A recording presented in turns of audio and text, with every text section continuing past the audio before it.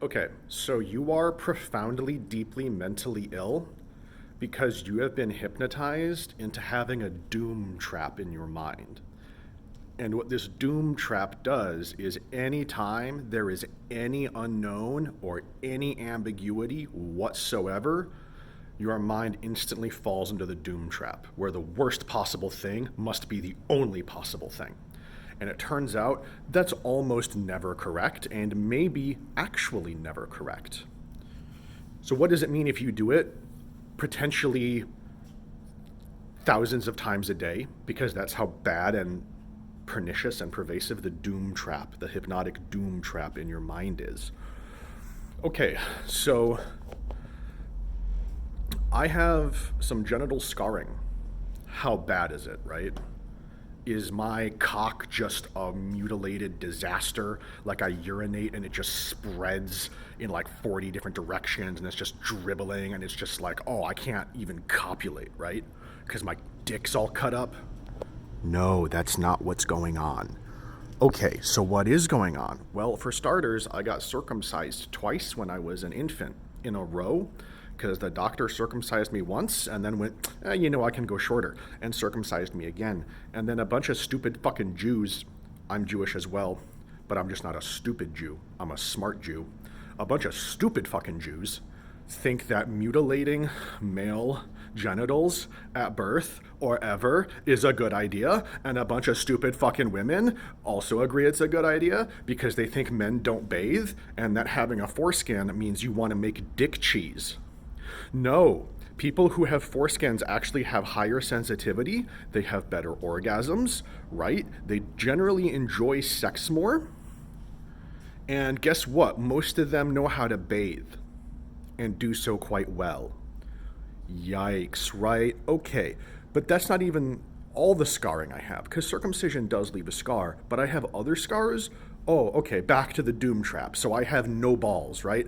I just have a circumcised shaft and like my balls got cut off, right? No, I have two enormous, very healthy testicles that will get you pregnant even though you have an IUD. So look out for that. But more importantly, specifically on my left testicle, on the scrotum, the skin outside, the sac you might call it, there is some scarring that like looks like an STD. Like it looks kind of fucked up, but it's just scarring. And I've had a cosmetic medical procedure done to alleviate that scarring, and it was one of the most painful things I've ever experienced. It was horrifying, and it only made it a little bit better. So therefore, I don't think it's fixable.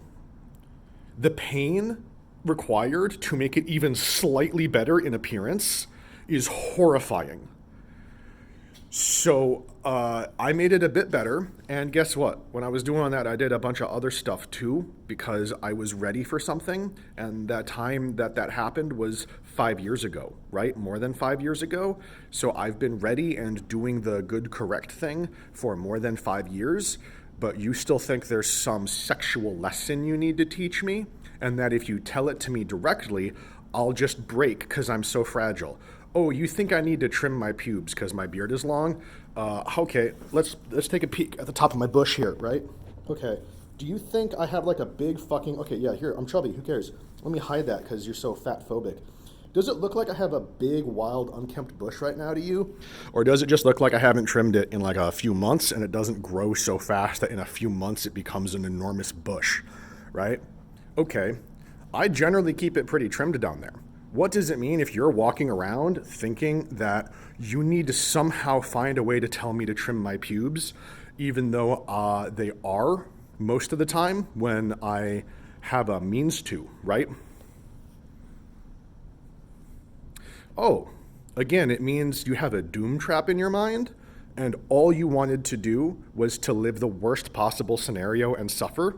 So we all did.